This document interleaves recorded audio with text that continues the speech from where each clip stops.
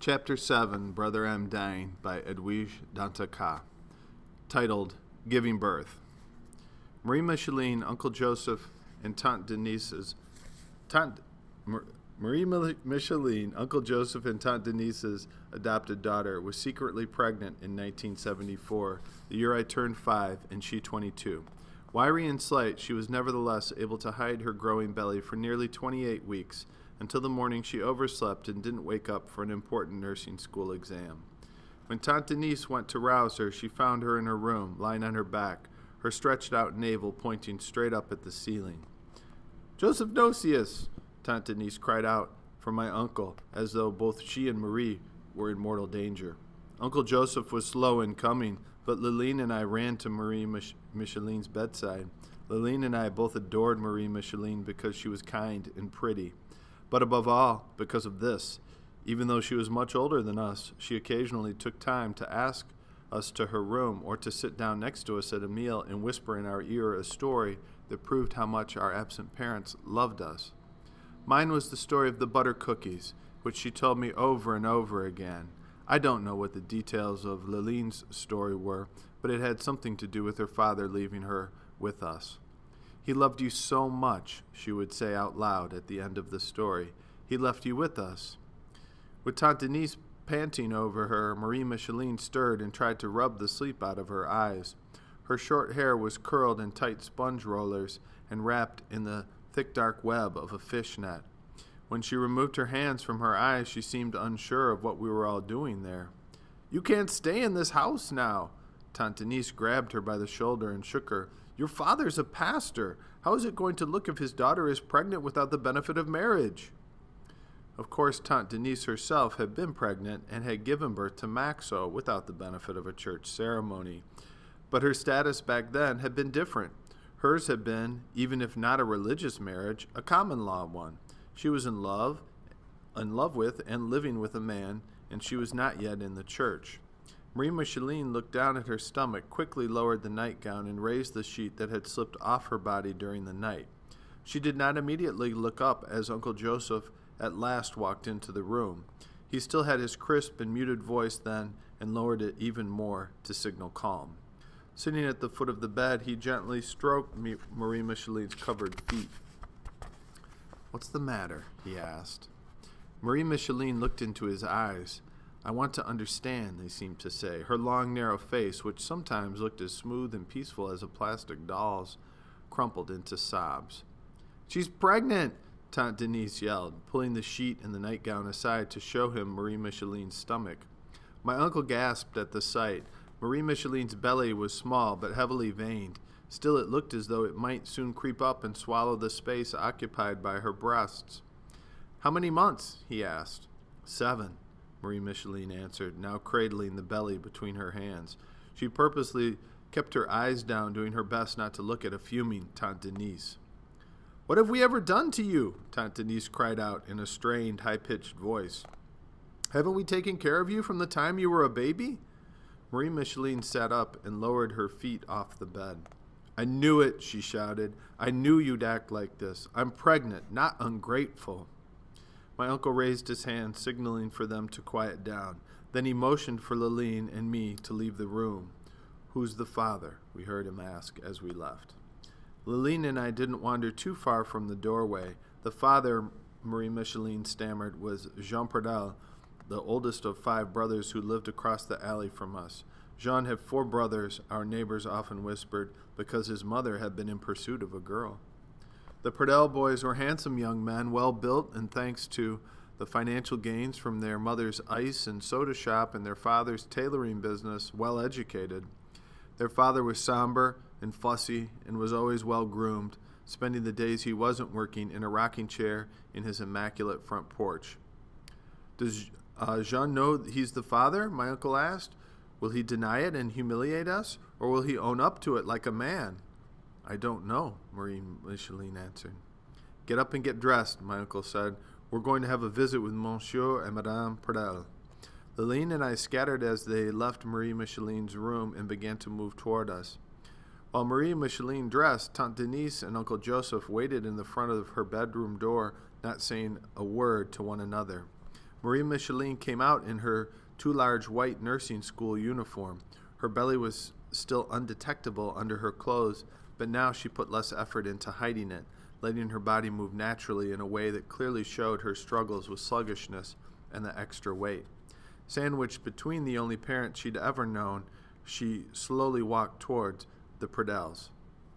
The meeting didn't last long. When they returned, we could tell by the angry look on Tante Denise and Uncle Joseph's faces and by Marie Micheline's despondent gaze that Jean Pradel had denied being the father. "See what you get when you lie down with pigs?" Tante Denise said loud enough for the Pradels to hear as they sat huddled at a table by their front door. "Get your things," Tante Denise told Marie Micheline. "You're going to live with one of my cousins in Leguan. We'll send you money and food. You can come back when the baby's born." "Let's not be rash," Uncle Joseph interjected. "We can go back and see what the boy says. He'd obviously not told his parents and was taken by surprise." "This is women's business," Tante Denise said. "Let me take care of it." We were not allowed to say goodbye to Marie Micheline when she left the next day. Many of our neighbors assumed she was sent abroad to join Maxo. Tante Denise did not send her to Leguan either, but to live with Liline's mother in a distant and destitute part of town. Soon the Pradels also sent Jean to Montreal, where he had some relatives, and we never saw him again. During the 2 months that Marie Micheline was gone, Uncle Joseph and Tante Denise visited her several times, but never took any of us children with them. After one of the visits, I overheard Tante Denise telling her sister Léon that Marie Micheline, heartbroken over Jean Pradel's rejection, had gotten married in a civil ceremony. "Who would marry a pregnant girl?" asked Léon. "A kind man who wants to give an abandoned child a name," Tante Denise answered proudly. "He must want something," Léon countered. The next piece of news was that Marie Micheline's baby was born, healthy, and a girl. My uncle rented a small apartment for Marie Micheline, her new husband, and the child. Then he and Tante Denise went to pick them up and bring them back to Bel Air. They paid a few months' rent, then the husband was supposed to pick up the rest. We knew little about Marie Micheline's new husband except his name, François Moreau, and the fact that he was in his 30s. After my uncle had moved them into their new place, I overheard him telling one of his friends that François spoke some Spanish, which indicated that he might have spent some time working as a cane laborer or construction worker, either in Cuba or in the Dominican Republic. The fact that François walked with a slight limp also hinted at the possibility of an injury acquired doing that type of work. Marie Micheline, François, and the baby, whose nickname was Ruth, often came to eat at the house. As she walked over from her place to ours, Marie Micheline would have to pass by the Pradels' house, where Monsieur Pradel was frequently sitting out on the porch, either pedaling at his sewing machine or watching the street.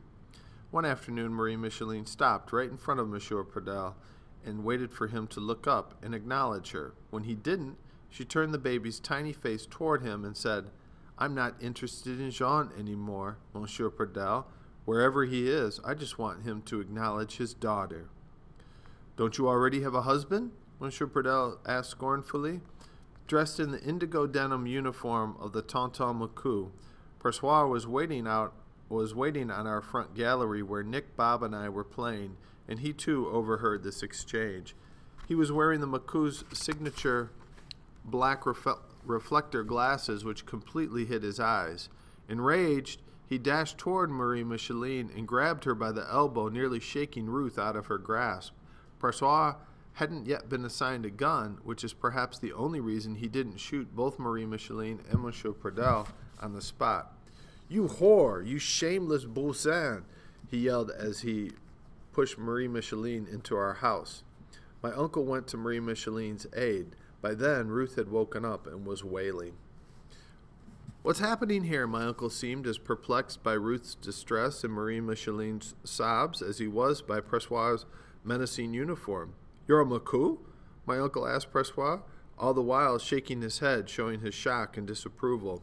"My wife will no longer be coming here," François said, ignoring my uncle's question. "From now on, if you want to see her and the baby, you'll have to come to us." Tante Denise stumbled out from the kitchen and wiped the sweat from her crinkled forehead with the corner of the flowered scarf around her head. "What are you saying?" she asked, also sobbing now. "She's our daughter. This is our grandchild." "Just what I say," Pressoir replied. "I thought she was coming here to see you. That's not what she's doing, so she's no longer allowed to come." 2 days later, Pressoir moved Marie Micheline and Ruth out of the place my uncle had rented for them. He left word with their landlord for my aunt and uncle that he now had bullets and that Marie Micheline was forbidden to see anyone. To keep them from finding Marie Micheline and Ruth, he moved them constantly, staying with other Macous only a few days at a time, sometimes separating them and placing Ruth in the temporary care of strangers. My uncle eventually managed to track them down near the ocean a few miles south of Port-au-Prince and visited with them when Pressoir was away. When Pressoir heard that he'd been there, he moved them back to the outskirts of La Tournelle, a small village in the mountains of Léguin. After 2 months with no word from Marie Micheline, my uncle finally learned where she was from a family friend who lived in the same area. He decided that no matter what the risks, he would go there and bring her home. Climbing the rugged mountain trails on a borrowed mule at high noon, my uncle thought he'd never make it to the village. The mule was hiking at a steady gait, but my uncle was hot, thirsty, and covered with sweat, and his head and backside ached. Still, all he could think of was seeing Marie Micheline and the baby again. He blamed himself for letting Tante Denise send her away when she was pregnant. Why hadn't he forced her to annul her marriage? He should have been more diligent, much more suspicious. Who marries a pregnant girl, as Léon had asked, even one as pretty and smart as Marie Micheline, unless there's something else behind it? In Pressoir's case, that something seemed to have been cruelty and madness. When he reached the village, my uncle walked to the house of its highest official, the section chief, a toothless old man who in his own starched denim uniform and dark reflector glasses reminded him of the much younger Pressoir. "A man whose eyes you can't look into is not a man you can ever trust," his father, Grandpe Nocial, had often said. The Macous had a synchronized look, a coarse veneer that made the thin ones seem stout, the short ones seem tall.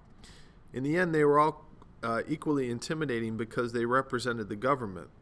Whether it was Pressoir or this old man, each one had the power to decide whether or not my uncle lived or died, whether or not his daughter lived or died. Fearfully putting his hand on the old man's shoulder, my uncle said, "Father, for your hair is white enough and you're old enough that I can call you father. Please help me, another father, free my daughter from her bondage." He gave the old man the equivalent of $5, which he wished he could get back when the old man said, "Pressoir is a real big chief now, a city Macou. None of us can cross him. Your daughter isn't the only girl he has in this condition. There are many others, many." "Then please, father," my uncle pleaded while trying to maintain his calm, "do me only this favor. Forget you ever saw me, but I'm not leaving without my daughter and her child." "I won't say anything to him," the old man said as he pocketed the money. He then reluctantly gave my uncle directions to the one-room house where Marie Micheline was living. My uncle found the house on a nearby hill, then secured a secluded grazing spot for the mule, where he too rested until dusk. As the moon started peering out of the sky, he watched Pressoir leave in full uniform, perhaps to attend a meeting. His heart began to race. What if there was someone else in there? What if Pressoir came back? What if he failed and only made things worse for Marie and her baby? Finally, he built up enough courage to walk up the hill and into the tiny house. Marie Micheline was lying on her back on a woven banana leaf mat, which aside from a small earthen jar and a kerosene lamp, was the only thing in the small shack. The limestone walls were covered with sheets of newspaper, snippets of fading bulletins that he imagined she'd read over and over again to keep herself hopeful and calm. "Vinnie," my uncle said, reaching down and pulling her up into his arms. "Papa, is it really you?" she whispered. Now he could see that her legs were covered with pus-filled blisters, open and discolored wounds. Her gaunt face was hot and moist. She had a fever. He beat me. He beat me on my legs with a broom, with firestones that I tried to escape." She began to cry, her tears even warmer on his arm than her skin. "Where's Ruth?" he asked. She pointed out the door toward another hill. "The baby was with the family down the road," she whispered. "They're good. They will give her to me," she said. "Let's go then." As they walked out the door, she stumbled, catching herself just in time before falling nearly flat on her face. She wrapped her body in his arms, thinking that she felt the same to him now as when her father had placed her in his arms as a baby, trusting that he would look after her, that he would always keep her from harm. Outside, the night sky was full of stars, the kind of stars that he rarely took time to look up at and examine in the city, the way he had nearly every night when he was a boy.